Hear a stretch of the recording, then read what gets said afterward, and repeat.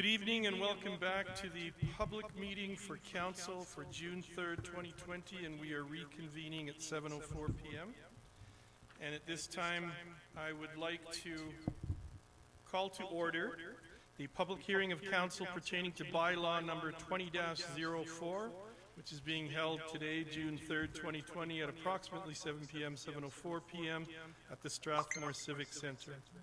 This public hearing is held pursuant to the Municipal Government Act, RSA 2000, Chapter M-26, and amendments thereto. And I hereby declare the public hearing relating to bylaw number 20-04 now open at 7:04 p.m. Can we have a motion to adopt the public hearing agenda? Your Worship. Councillor Peterson? I would move that Council give second reading to bylaw number 20-04 as amended. No. We're doing the public hearing portion of it? Yes. Sorry. Never mind. But we're adopting the agenda? Your Worship, we need a motion to adopt the agenda. So sorry, Your Worship, I apologize. I would move to adopt the agenda. Thank you very much. We have a motion on the floor to adopt the public hearing agenda. All in favor? Deputy Mayor Corbeil, are you still with us? Deputy Mayor Corbeil cannot come into the meeting yet. The host has not approved her into it. Okay. I think we're working on that right now. Welcome back, Deputy Mayor Corbeil. We have a motion on the floor to adopt the public hearing agenda. And I've just called the motion. All in favor? And Deputy Mayor Corbeil, you're in favor as well? Good. We have adopted, thank you, we have adopted the public hearing agenda. Legislative Services? Thank you, Your Worship. Bylaw 20-04 proposes textual amendments to the land use bylaw to add secondary suites as a discretionary use to the R1, R1N, R2, CR, CB, and AG land use districts. Bylaw 20-04 was published in the Strathmore Times on May 8th and 15th, 2020, was advertised in the town's May utility insert, and was posted on the town's website and Facebook page. Thank you very much. The following rules of conduct will be followed during the public hearing. Presentation should be brief and to the point and shall be limited to 3 minutes in length. The order of presentation shall be the administration, those in favor of the bylaw, those opposed to the bylaw, any other person deemed to be affected by the bylaw, and Council may ask questions of the speakers after each presentation for clarification purposes. There will be no debating the bylaw. To date, 8 letters of support and none opposed have been received. Does the administration have any comments? And Cameron, you're here to speak on this? Thank you.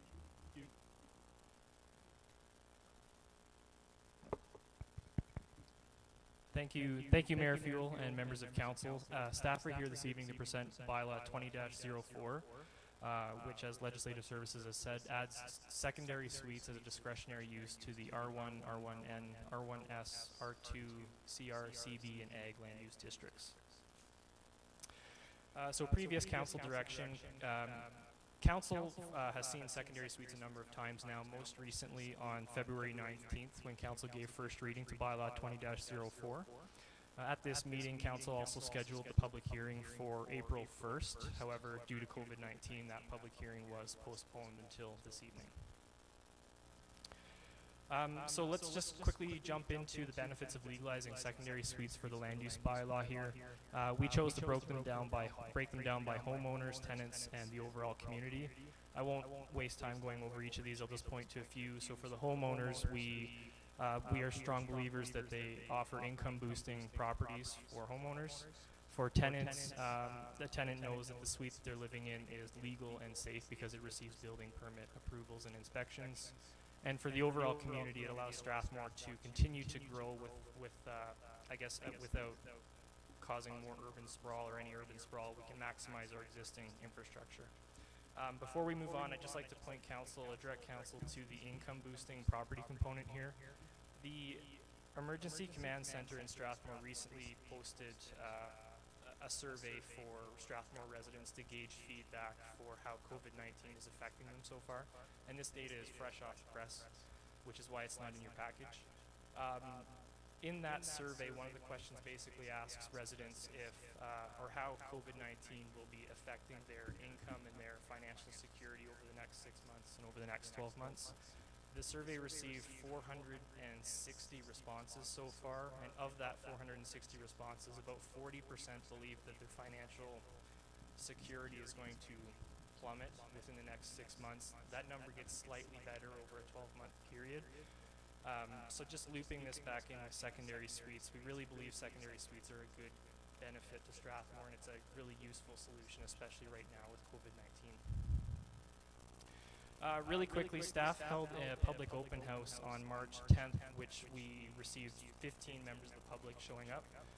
That's a pretty good number for a land use open house.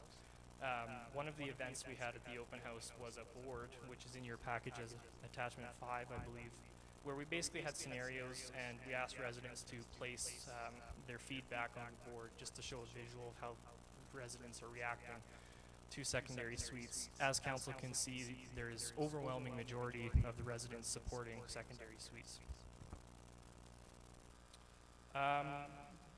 Another point that we want to bring up is when we were engaging with development industry, one of our home builders actually identified a potential loophole in the bylaw, which was presented to council on February 19th. And that loophole had to do with how staff were currently defining what a kitchen facility is. So previously we were classifying a kitchen as a facility that contained a stove, a dishwasher, and a fridge. And the question that was posed was, well, if I have a hot plate or if I use a microwave oven, does that exempt me from having to apply for a secondary suite? And we considered that feedback and we fully agree with the comment. And to fix that, we chose to not loosen the bylaw, but just broaden the definition so we can include things like microwave ovens, toaster ovens, all that kind of stuff.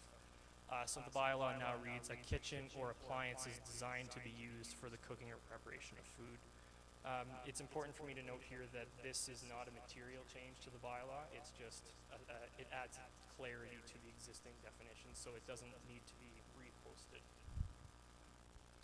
And so with that, I'll end with staff's recommendation. Staff are here to request council give bylaw 20-04 as amended due to the textual changes second reading, and that council give bylaw 20-04 as amended third reading. Thank you. Thank you, Cam. Is there anyone present who supports the bylaw who wishes to speak? And at this time, when we're asking for people whether they wish to speak or not, we will be pausing a bit and in case people do want to call in from home. So I will ask that again. Is there anyone present who supports the bylaw who wishes to speak? We have some comments already that have come to us via email.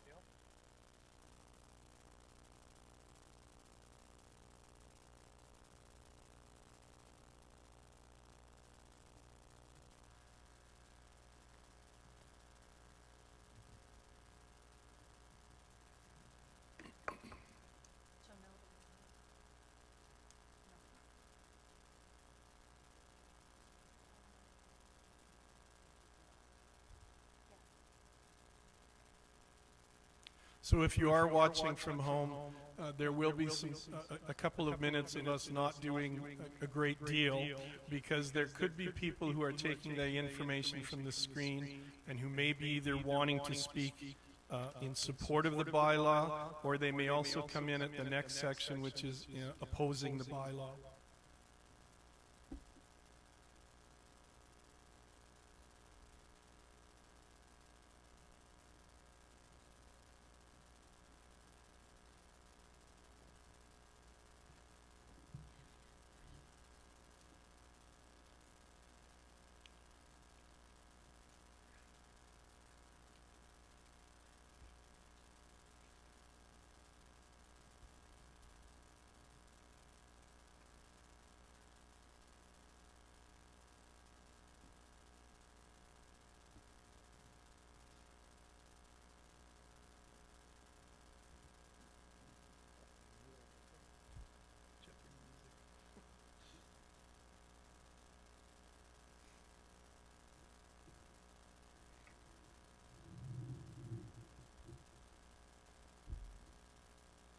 Okay, I believe we have no one else who has wanted to speak in support of the bylaw, so I will now ask the question, is there anyone present who opposes the bylaw who wishes to speak?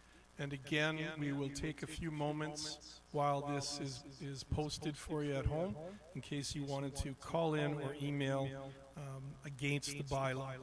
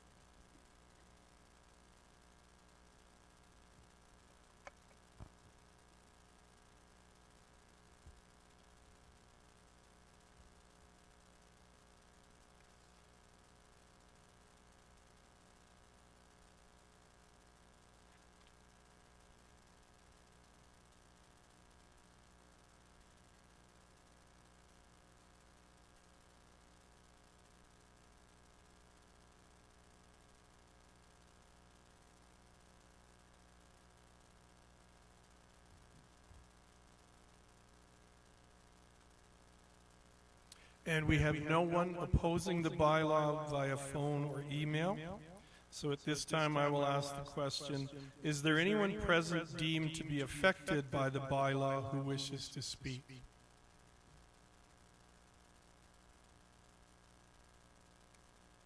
And again, to the people at home, we have no audience here tonight because of the restrictions concerning COVID-19. So that's why we are pausing in case people want to communicate with us from home.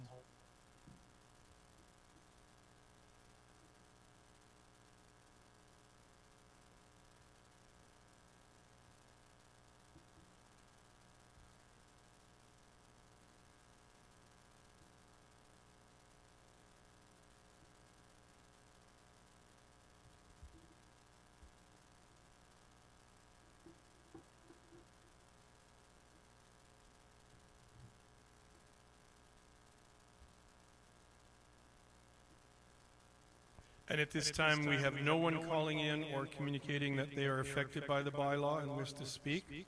So my last question is, do the councillors have any further questions regarding the bylaw? Councillor Cox. Thank you, Your Worship. Cameron, question. I just need a little bit more clarification as to what makes it a secondary suite. Do they have to have their own door?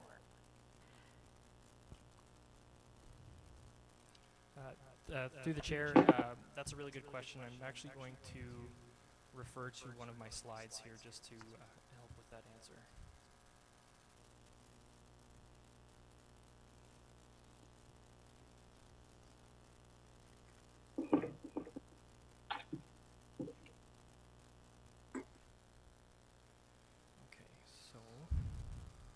So this is the definition. This is how we're defining a secondary suite. The way to address your question, it doesn't need a door.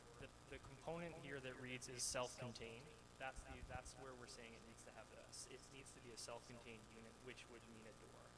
And further to that, the door would need to be lockable, so the upstairs tenant can't walk down and access the downstairs tenant space. It's a door that you can lock from both sides. Thank you. Oh, Dan, we'll just need you to talk a little closer to your microphone. Sorry, Mayor Fuel. Just to repeat that, the definition of a secondary suite would require that all suites are self-contained, which means that the suite would need to have a door. The door would need to be lockable from both sides to fulfill the self-containment portion of the definition.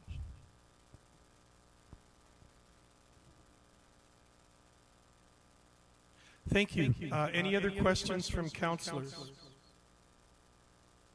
I had one question come to me, Cam, that they wanted me to ask, and I'm not sure why they haven't phoned in.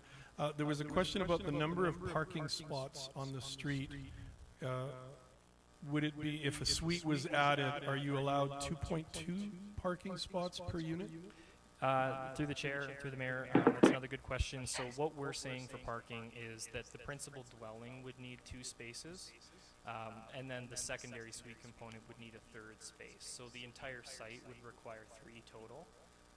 staff realized that driveway widths would may make that difficult in certain instances, so we're allowing tandem parking. So if you can show us on the development permit that you can fit 3 vehicles on the driveway and in the garage, you've satisfied our requirements. Okay, thank you. And then the second question was, a unit that's being considered for a secondary suite, does it need to have 2 furnaces and 2 water heaters? Through the chair, that's another good question. I would have to direct that question to our safety codes officer, Harry Salm, who knows the building code very well. I'm sorry, I don't know the answer to that question. If the resident is looking for that information, I would have them contact Development Services, and our safety codes officer can get them that answer. Okay, thank you. Councillor Bauer, do you have any questions at home? Okay. And if not, Deputy Mayor Corbeil, do you have a question? Yes, Your Worship. I just have one quick question. In the secondary suite means that in number 2 it has, I'm not going to read the whole thing, but appliances used for cooking or preparation of food.